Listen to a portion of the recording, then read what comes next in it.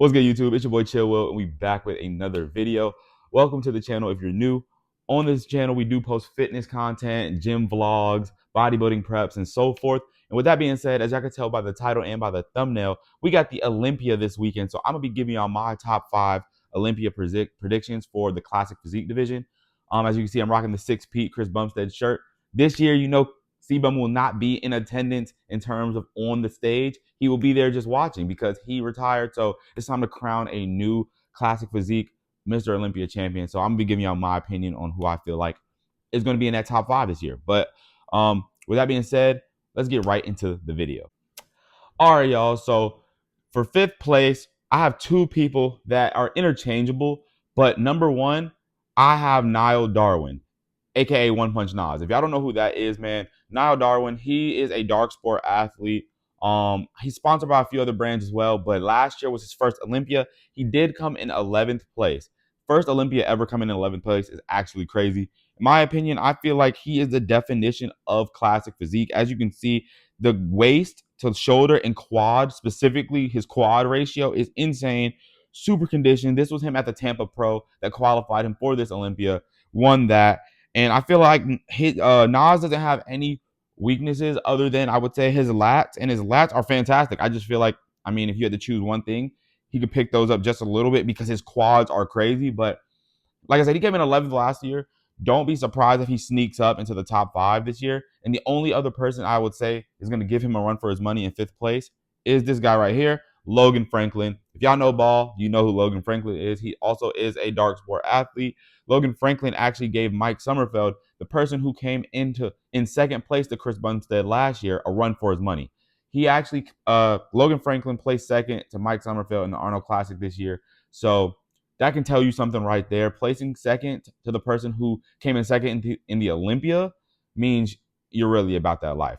Only reason I have him tied for 5th is because there are 4 other people in this next lineup that just beat him out, in my opinion. I personally like One Punch Nas's, aka Niall Darwin, his physique better. So I feel like Niall Darwin might come in 5th, with Logan Franklin being pushed back to 6th. That's still higher than what he was last year in the Olympia. So he's still, placed higher, but I just don't see him beating Niall Darwin. But yeah, those are my 2 tied for 5th. Moving on to 4th, we do have Jose Munoz, if that's how you say his name. I think his name is like Jose My Beast or something on Instagram. And as you can see, all these are like screenshots off their Instagrams.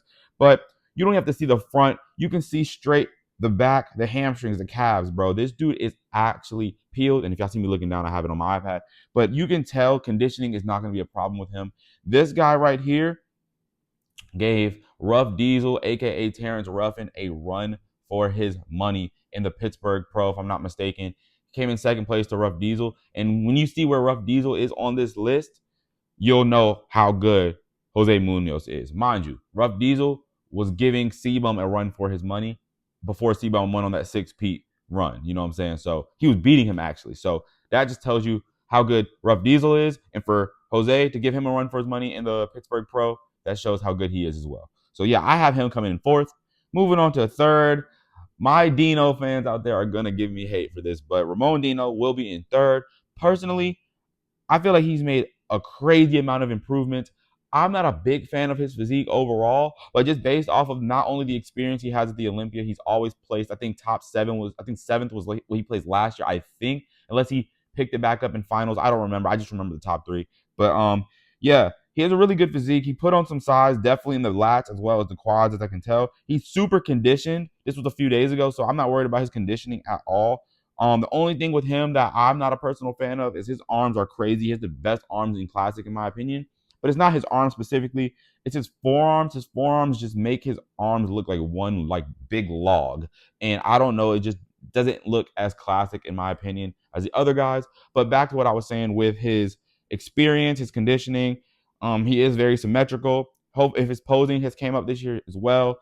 I feel like he just has more experience and he's a little bit better than the other guys. I prefer Niall Darwin. Like I said, I might be biased towards him because I've been watching him for a while on YouTube and I prefer his physique. But I personally think Niall Darwin is better, but I'm not going to be surprised if the judges give Ramon 3rd.